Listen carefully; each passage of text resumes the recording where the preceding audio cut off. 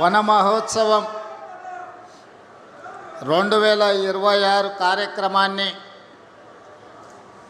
LB Nagar శాసనసభ నియోజకవర్గ పరిధిలో ఏర్పాటు చేసి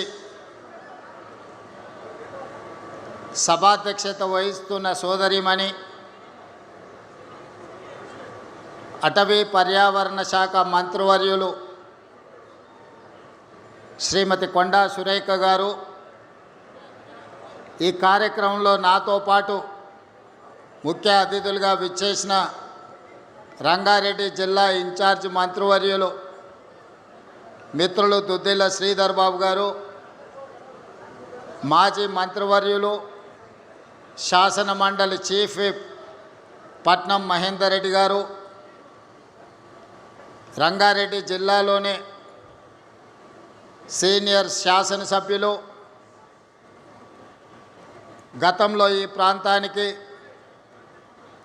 ఈనాడు ఇబ్రహీంపట్నం శాసనసభ్యులుగా పనిచేస్తున్న సోదరులు మల్రెడ్డి రంగారెడ్డి గారిని,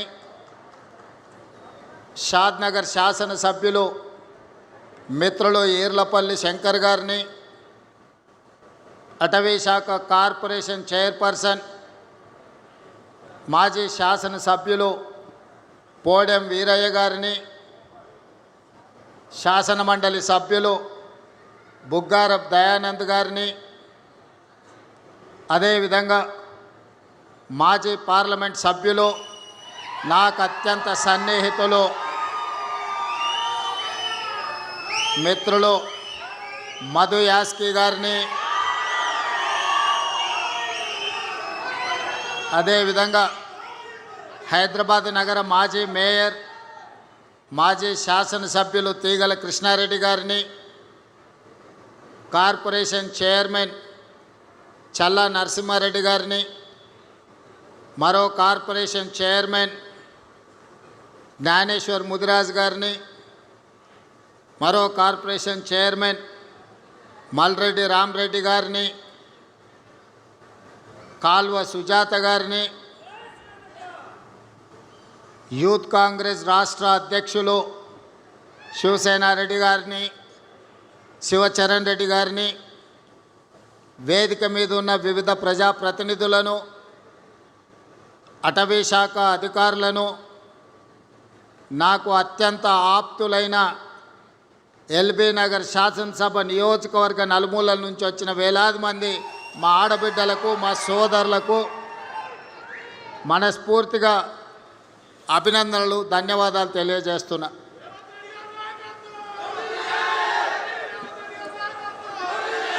మిత్రులారా, ఎల్బీ నగర్ శాసనసభ నియోజకవర్గం అంటే నాకు చాలా ప్రత్యేకమైన అభిమానం.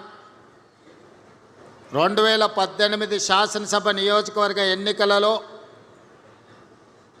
అనుకోని పరిస్థితులలో రాజకీయ కుట్రలో భాగంగా కొడంగల్ శాసనసభ్యుడిగా ఓటమి చెంది చాలామంది రేవంత్ రెడ్డి రాజకీయ శకం ముగిసింది, ఇక మళ్ళీ ఏమీ కానివ్వము అని ఆనాడు చాలామంది కుట్రపూరితంగా నవ్వుకున్నారు. సరిగ్గా 4 నెలలు తిరిగే లోపల శ్రీమతి సోనియా గాంధీ గారు పార్లమెంట్ ఎన్నికలలో మల్కాజ్గిరి పార్లమెంట్ అభ్యర్థిగా ఎన్నికల బరిలో దించితే ఆనాడు 32 లక్షల ఓట్లున్న మల్కాజ్గిరి పార్లమెంట్ నియోజకవర్గంలో 3000 పోలింగ్ బూతులు ఉండే. 3000 పోలింగ్ బూతులు కాదు కదా, సగం తిరగడానికి కూడా 5 సంవత్సరాలు సరిపోదు. అయినా ఆనాడు పార్టీ అవకాశం ఇచ్చి సోనియా గాంధీ గారు, రాహుల్ గాంధీ గారు అండగా నిలబడి ఆనాటి ఎన్నికల బరిలో దించితే అప్పటి వరకు నాతో ఉన్నవాళ్ళు, అండగా నిలబడతామన్న వాళ్ళు, మీరు భుజాల మీద మోసి గెలిపించిన వాళ్ళు ఎన్నికలు ప్రకటించి అభ్యర్థిగా అవకాశం వస్తే నన్నే కాదు మిమ్మల్ని కూడా గుండెల మీద తన్ని పరాయోడి పంచన ఆనాడు చేరిండ్రు.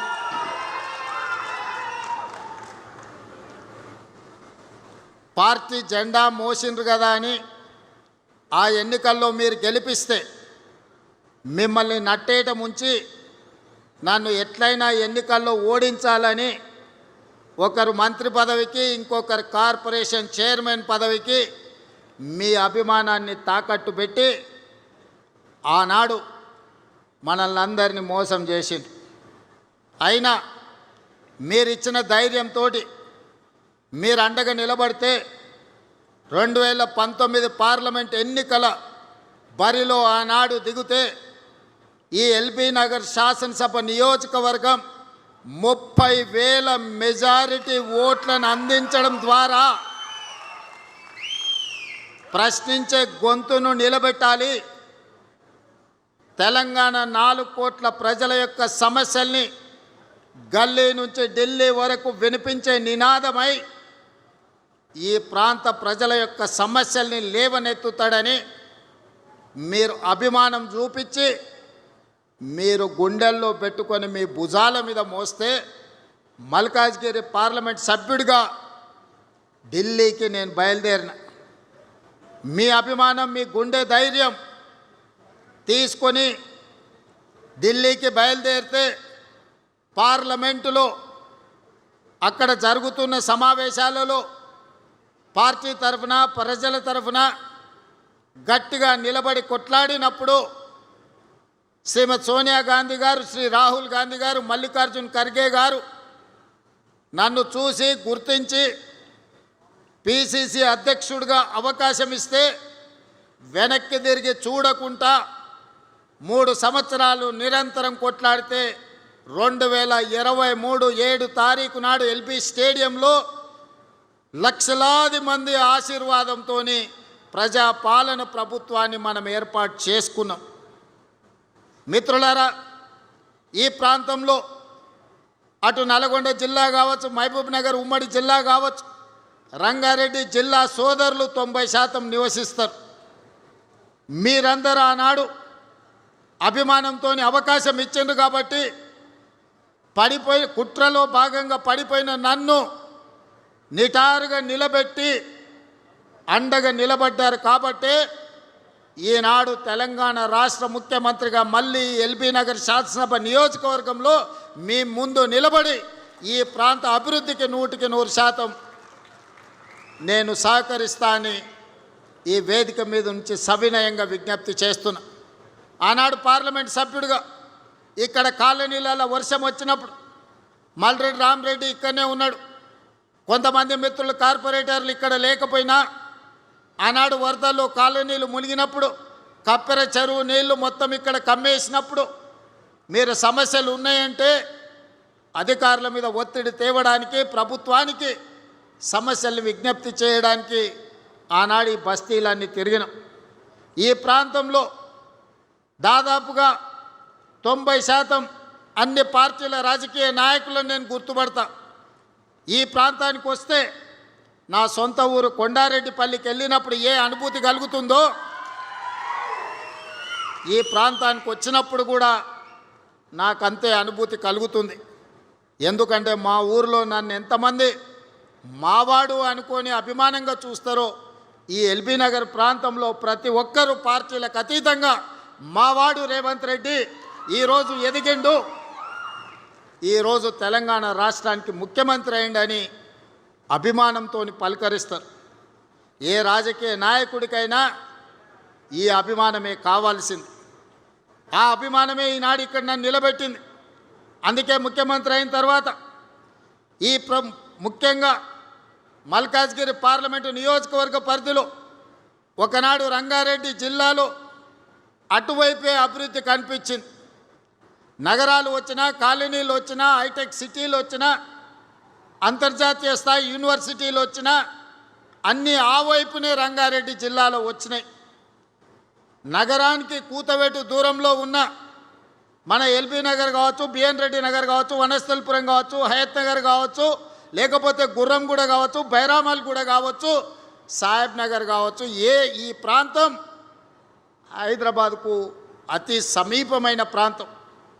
మన చంద్రాయన్ గుట్టతో సహా సంతోష్ నగర్ గురించి, సైదాబాద్ గురించి నేను చెప్పాల్సిన అవసరం లేదు. ఏ రోజు ఈ ప్రాంతం అభివృద్ధి అంటే ఎవరికి పట్టలే.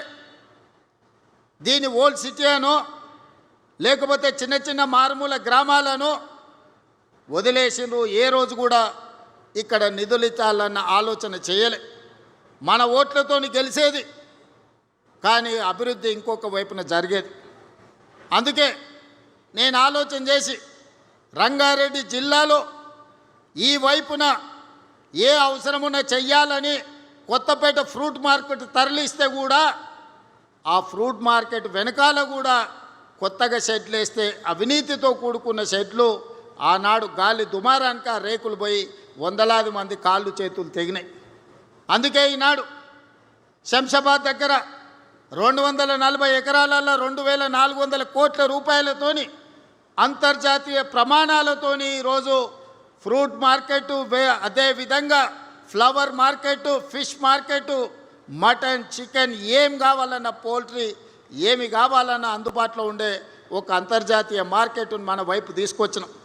ఇవాళ ఇక్కడ కూడా ఈ స్థలాన్ని కబ్జా పెట్టుకోవాలని కొంతమంది ఇది ప్రైవేట్ భూమిగా దీన్ని చిత్రీకరించి అధికారులను కొందరిని అనుకూలంగా మార్చుకొని కొన్ని కోర్టుల్లో తీర్పులు తెచ్చుకొని ఈ ప్రాంతాన్ని లేఅవుట్లు చేసి ఎకరాలను గజాలుగా మార్చి అమ్ముకోవాలని ప్రయత్నం చేసింది.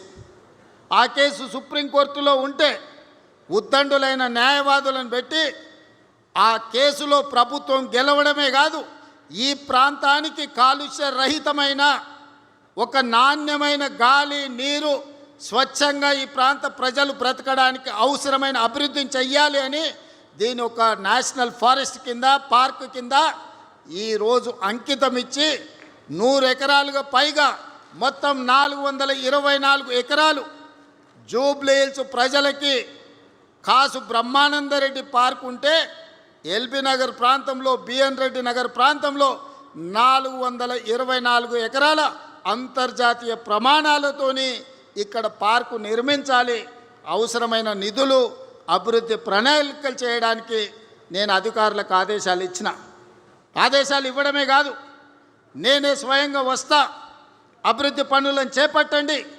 అభివృద్ధి చేసే క్రమంలో ఆనాడు ఈ ఫారెస్టులో నుంచి కాలనీలకు వచ్చే వర్షపు నీరు, మురుగునీరు వెళ్ళడానికి ప్రణాళిక లేకపోతే వాళ్ళకు కూడా ఆదేశాలు ఇచ్చి ఏ కాలనీలో ఎంత పెద్ద వర్షం వచ్చినా ఏ చెరువు కానీ, ఏ కుంట కానీ, ఏ నాల కానీ ఎవరు ఆక్రమించొద్దు, ఏ కాలనీల నీళ్లు నిలవద్దు. కష్టపడి సంపాదించుకున్న ఆస్తి, టీవీలు కావచ్చు, ఫ్రిడ్జులు కావచ్చు, మంచాలు కావచ్చు, పిల్లలు చదువుకునే పుస్తకాలు కావచ్చు, వాళ్ళ సర్టిఫికెట్లు కావచ్చు, నీళ్ళలో తడవద్దు, ఏ పేదవాడి ఇబ్బంది రావద్దు అని ఈరోజు ఆ నీళ్లు కూడా స్వేచ్ఛగా వెళ్ళేటట్లు ఏర్పాట్లు చేయమని చెప్పిన.